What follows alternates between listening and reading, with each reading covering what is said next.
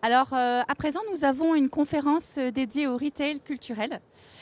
Nous allons vous présenter les coups de cœur du jury Pop-Up Store. Donc, les membres français du jury vont vous expliquer leur choix. Donc, pour cela, nous avons l'honneur d'accueillir Stéphanie Berned, directrice des achats et collections chez Arteum. Aurélie Bréjon, chef du service marketing produit de la RMN Grand Palais. Jérôme Pellet devait être parmi nous du domaine de Chambord, mais il ne peut malheureusement pas être présent auprès de nous pour des raisons de santé, malheureusement. Et nous avons aussi Marguerite de Mézerac, responsable du développement touristique du château de Canon, ainsi que Sophie Languillaume, qui est donc directrice de Popache, que vous connaissez probablement, donc qui est un cabinet de conseil spécialisé dans l'attractivité et la performance des boutiques culturelles et touristiques, qui va modérer cette présentation. Chère Sophie, c'est à vous. Donc, bienvenue à tous. On est ravis de partager ce moment avec vous. L'idée, c'est effectivement pour chacune des tendances identifiées. Donc, je vais demander à la régie de lancer le PowerPoint pour qu'on puisse commenter ensemble les tendances. Chacune des tendances identifiées dans le Pop-Up Store, qu'on puisse vous présenter un produit qui fait partie des coups de cœur du jury. Alors, 6 tendances. Donc, le Made in Locally. Effectivement, tout ce qui est produits locaux, la collaboration. Vous allez voir un excellent exemple de collaboration avec Marguerite. Diversity and Engagement. Donc l'idée, c'est vraiment ce qui sous-tend en ce moment nos achats en boutique. Vraiment, tout ce qui est commerce équitable, circuit court, on s'attache à une cause, on défend quelque chose. Les enfants, ou kids, important. Le feel good, on a envie de bien-être. On est quand même dans une période du slow, on a envie de prendre notre temps, c'est la période des do-it-yourself. Donc, le feel good et l'éco-friendly, donc les produits green respectueux de l'environnement. Pour chacune des tendances, un petit produit. Et nous allons commencer tout de suite avec Marguerite.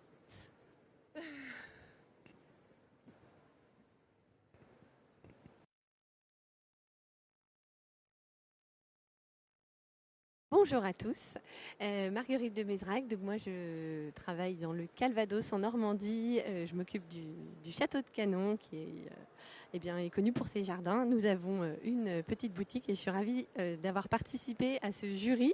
On a eu vraiment sous les yeux des objets magnifiques, inventifs, plein de qualités, et donc je suis en charge de vous présenter mon coup de cœur dans le domaine des collaborations. Et donc, ça n'a pas été difficile de choisir. Alors, merci de m'aider parce que c'est un objet qui mérite d'être déplié. Voilà, donc c'est un foulard. J'ai mon...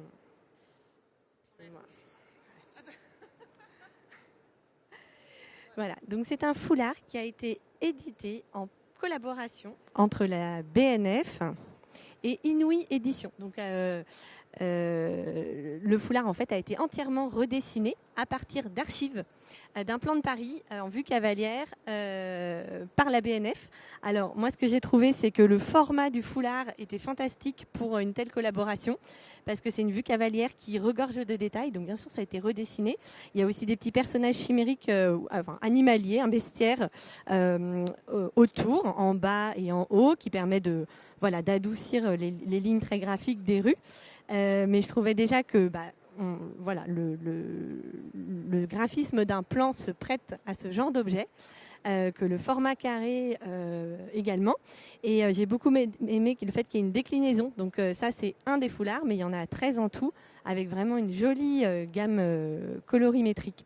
Et donc, c'est un bel objet. Donc, c'est une belle archive, c'est un document historique qui est remis en valeur, qui va pouvoir se vendre pas seulement à la BNF, mais dans toutes les boutiques touristiques de Paris. Donc ça, c'est vraiment un bon point. Et qui est de très bonne qualité, puisqu'il est 50% laine, 30% soie, donc tout doux, et 20% cachemire. Donc j'ai trouvé que c'était vraiment un bon équilibre entre la mise en valeur de documents historiques et la création d'un objet souvenir. Voilà, vous avez d'ailleurs les autres exemples, certains formats carrés également, et d'autres rectangulaires avec des couleurs même plus vives que celui-ci. Voilà, merci pour votre attention. Merci Marguerite. Donc l'idée c'est que nous enchaînions. Vous aurez un petit temps après pour poser des questions. Si vous voulez savoir pourquoi ce choix, si vous avez repéré d'autres produits à commenter aussi par rapport au pop-up store, n'hésitez pas, nous sommes là pour ça. Et nous allons avec Stéphanie.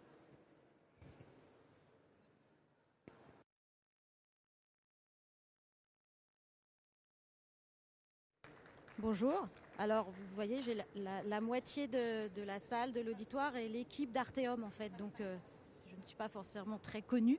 Mais voilà, j'ai fait venir tout le pôle offre de l'équipe Arteum. Donc, je représente la société Arteum. Je suis directrice des achats et des collections. Et comme je vous l'ai dit, on est en fait, toutes les sélections pour nos 15 boutiques de musée ne pourraient pas se faire sans l'équipe achat. Donc, voilà, l'équipe achat est intégrée par devers moi, mais je ne suis pas toute seule en tout cas. En tout cas, pour donc Arteum, nous sommes gestionnaires de 15 boutiques de musées en France, à Paris, en province et en Europe. Et notre savoir-faire, en tout cas, c'est la singularité de l'offre et d'essayer de trouver une offre sur mesure pour chaque musée ou lieu culturel que nous exploitons. Donc aujourd'hui, j'ai mon coup de cœur, c'est sur le Diversity in Engagement. Donc c'est le kit de broderie The Comptoir que j'ai là. Je sais plus, j'ai oublié l'aller, mais évidemment ils sont présents. Donc on a sélectionné ce kit à l'occasion de l'exposition au musée Carnavalet Parisienne Citoyenne. Parce que comme vous pouvez le voir là, c'est des kits qui sont quand même assez engagés sur la cause de la femme et du féminisme. Ce que je trouve intéressant, c'est de vraiment prendre le contre-pied du travail d'aiguille qui est normalement assez classique et qui prend et qui traite de sujets de société. Parce qu'aujourd'hui, une boutique de musée, c'est certes être le miroir des collections, mais c'est aussi être ancré dans la société, dans les sujets sociétaux. Et aujourd'hui, la cause de la femme et le féminisme, je pense que c'est quelque chose de très intéressant à porter et à montrer. Merci. Je continue. Oui, tu continues. Je continue sur les kids. Sur les kids, oui. Donc, deuxième tendance très importante, en tout cas qui se confirme dans les librairies boutiques, surtout chez nous et chez d'autres, c'est que les enfants sont à la fois une famille très importante, ils sont précurseurs évidemment maintenant, c'est-à-dire qu'on n'a plus, comme dit Lucille, notre chef de produit jeunesse, de sèche-pleurs uniquement, mais des produits engagés. Évidemment, nous sommes là pour proposer des produits qui vont former un œil, qui vont donner une envie d'apprendre et de se cultiver. Et BioViva en fait partie, c'est-à-dire c'est une marque française qui fait développer tous ces produits, ces packaging, ces cartes, tout est développé en France. Mais ils ont une approche très ludique et très bien faite sur tous les problèmes de la planète, des espèces.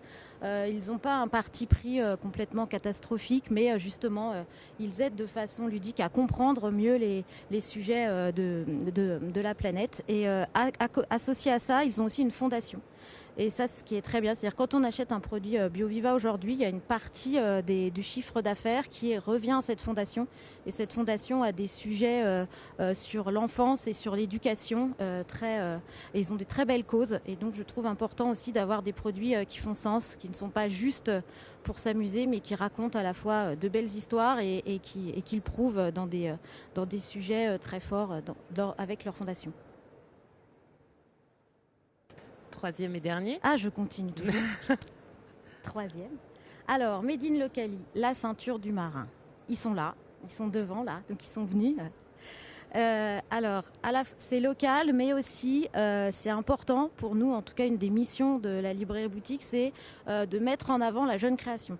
Et ça, c'est une des valeurs que l'on défend chez Arteum. Et la ceinture du marin va bientôt rejoindre très bientôt l'assortiment d'une de nos... On t'entend, c'est bon?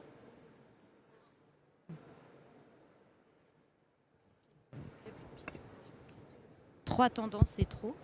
Donc la ceinture du marin, c'est deux passionnés de mer niçois qui faisaient du bateau. Et un jour, il y a un des deux, ou je ne sais si c'est pas un des deux, ils ont vu quelqu'un avec un boot revenir comme ça en ceinture. Et ils ont trouvé le concept, en tout cas, très intéressant. Et ils se sont dit, on va en faire un accessoire de mode. Et donc, ils ont fait appel aux meilleures corderies qui servent à tous les bateaux pour en faire. Ils ont mis un bout en cuivre parce que le cuivre sert évidemment à tout l'accastillage dans les bateaux. Et ils en ont fait un objet de mode avec qui dit vraiment marin, mais qui dit vraiment aussi actualité et objet qui peut se porter ailleurs qu'au bord de la plage. Et en plus, ce qui est bien, c'est qu'on peut faire plein de nœuds et plein de jolis voilà. Et donc, il nous donne plein d'idées pour nouer sa ceinture différemment, voilà, et comme on en a envie. Si vous savez nouer la ceinture, une petite démo sur le nœud. Oui, parce que moi, je crois que je vais pas. Je sais pas pourquoi. Peut-être que tu me sentais pas sur non, le nœud. pas sur le nœud. Ouais, non, j'ai la mienne. Oh là, oh là là.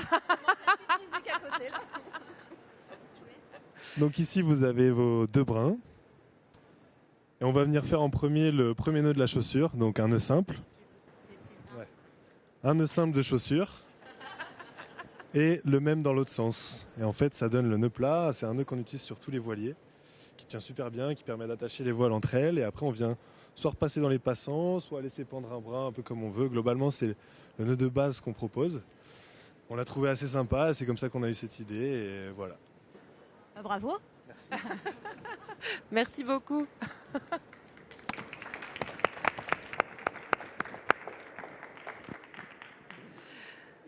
Aurélie?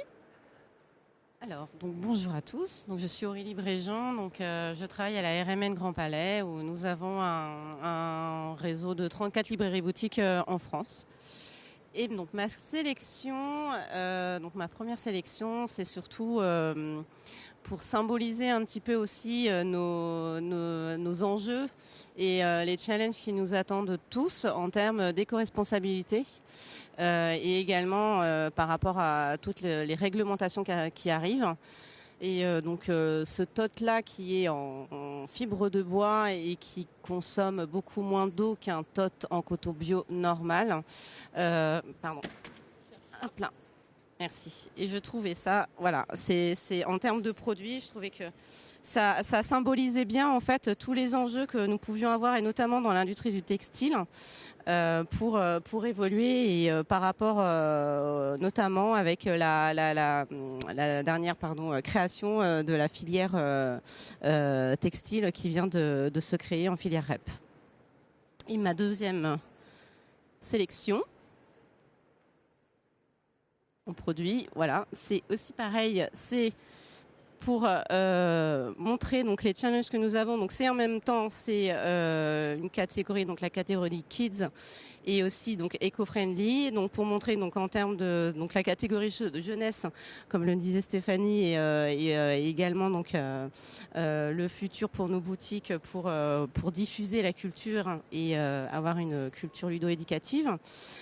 Par les produits, par rapport à ce produit-là donc de Nature Planète, qui est un produit certes sans plastique, mais qui est en fibre de blé. Donc cela montre bien en fait la difficulté d'avoir réellement donc un jouet. Là, on parle vraiment d'un jouet pur et dur et pas de jeu de société où le papier et le carton. On sait très bien que c'est maintenant. Je trouve que le marché n'est pas arrivé à maturité, mais est assez développé. Mais comment pouvoir offrir à l'enfant un jouet qui n'est pas qui assure une certaine éco-responsabilité. Donc voilà, je trouvais que c'était vraiment le symbole et le futur et sur quoi aussi nous allons travailler et nous sommes en train de travailler. Voilà.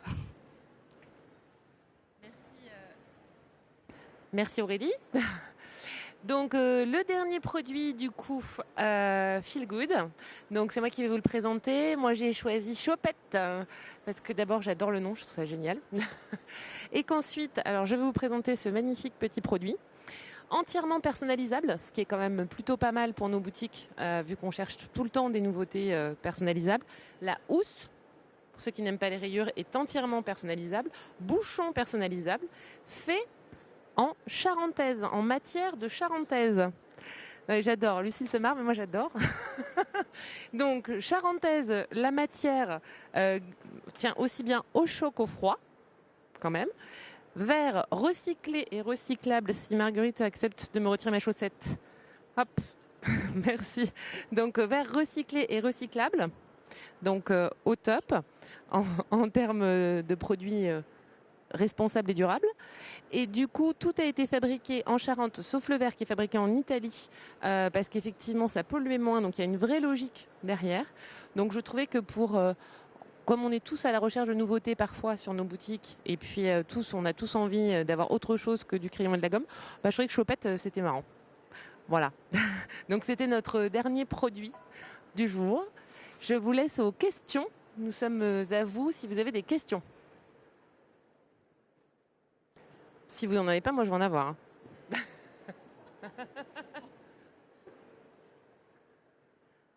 Ok. Personne ? D'accord, alors les filles, une question pour chacune.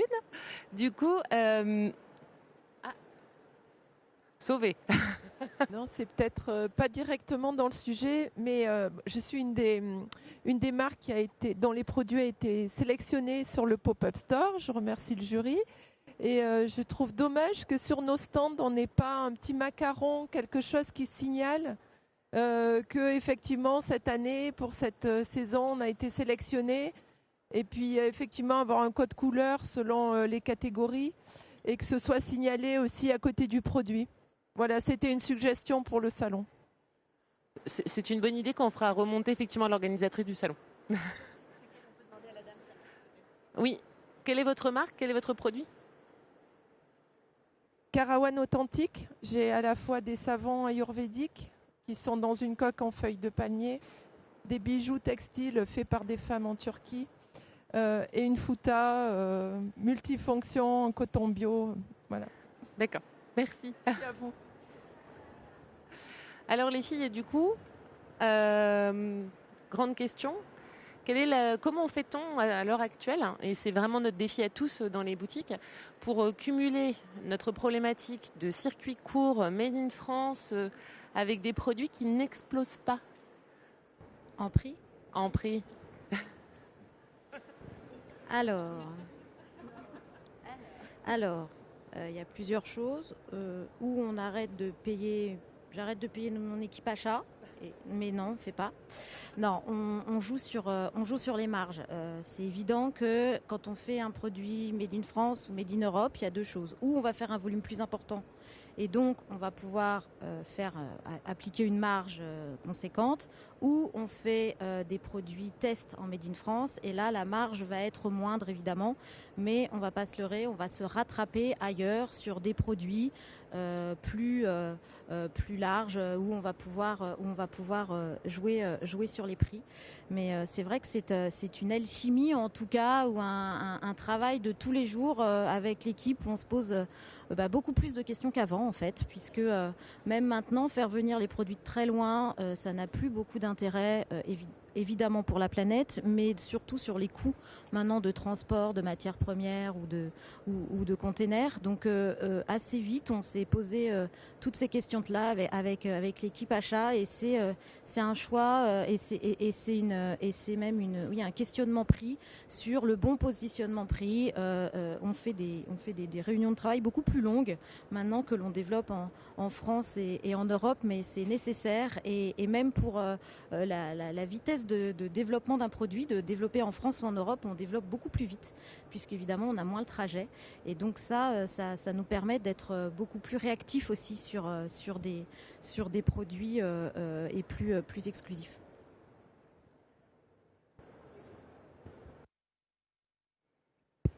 Oui, je rejoins Stéphanie dessus, effectivement. Donc il y a du Made in France, mais aussi du Made in Europe. Maintenant, l'Europe est aussi en train de se redévelopper pour réacquérir aussi un peu les savoir-faire qui étaient partis en Asie malheureusement, mais qui reviennent aussi en Europe et qui nous permettent d'avoir un entre-deux entre effectivement des fois le Made in France ou qui n'est sur le marché on n'y arrive pas du tout et le Made in Asia où là on n'est plus du tout dans notre stratégie commerciale par rapport même au musée ou à notre entreprise. Donc le Made in Europe aussi, il ne faut pas l'oublier. Faut aussi comprendre qu'il y a beaucoup d'entreprises françaises qui font produire aussi en Europe ou même en France. Donc ça permet aussi de contribuer à la création de richesses pour les entreprises françaises également pour continuer à les faire vivre aussi.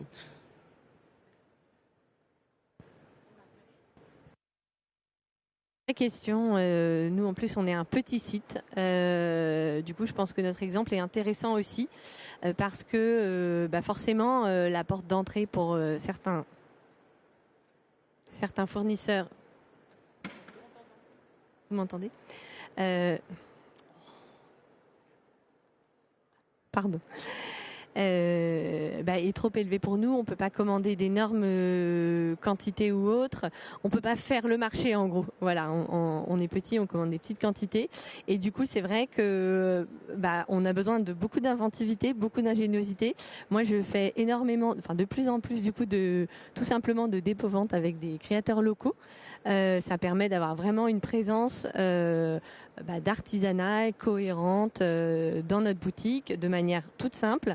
Mais je reconnais que pour certaines gammes de produits qui fonctionnent très bien, pour le moment, j'ai pas trouvé de substitut à des produits qui sont manufacturés trop loin à mon goût. Donc voilà, c'est une recherche et j'avoue moi que j'ai hâte quand même que le marché évolue. Mais c'est pas pour ça que j'attends sans rien faire.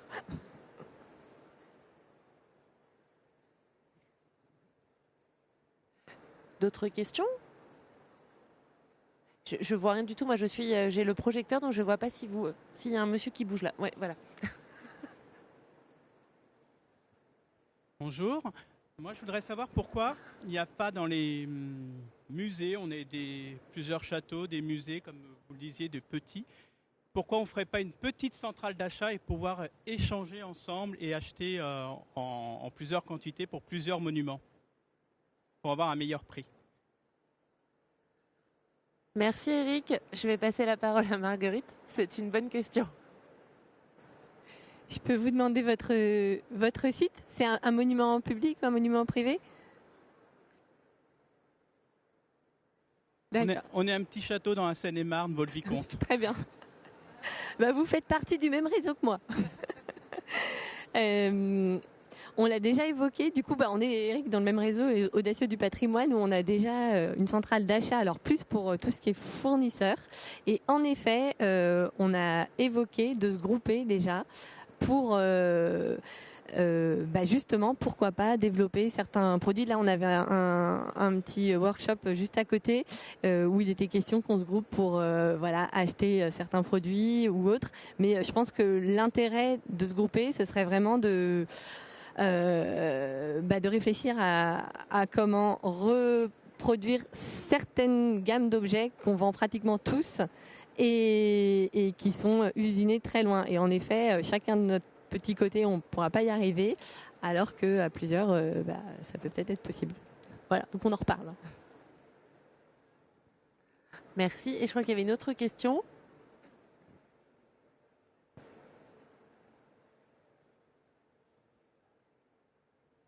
Hello, apologies for the English question.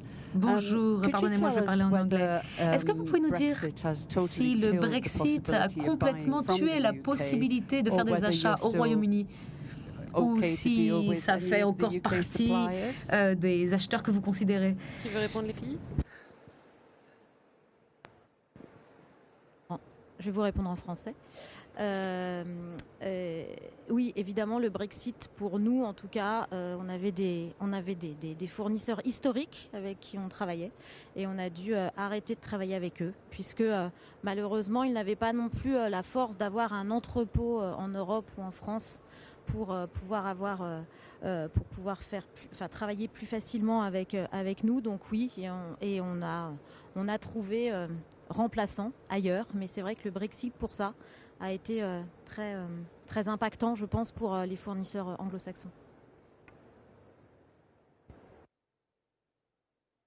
Oui, en fait, le problème était surtout par rapport donc aux prix additionnels en fait qui sont arrivés. Nous, côté RMN Grand Palais, on a essayé de garder quelques fournisseurs historiques puisque voilà, avec l'expérience et le partenariat qu'on avait avec ces fournisseurs-là, on a pu trouver d'un commun accord également. Mais on sait que c'est très compliqué pour les fournisseurs et les fabricants anglais en ce moment, et de plus en plus. On en a conscience, mais effectivement, je pense que notre panel de fournisseurs UK a diminué considérablement, malheureusement. Bien, écoutez, il va être temps de nous quitter. C'est dommage parce que là, on commençait à avoir une belle discussion. Néanmoins, on me fait signe. Un grand merci à tous. On vous invite du coup à découvrir le Pop-Up Store qui sera situé au bout de l'allée à votre droite. Et on vous souhaite une excellente après-midi au salon. À bientôt. Au revoir.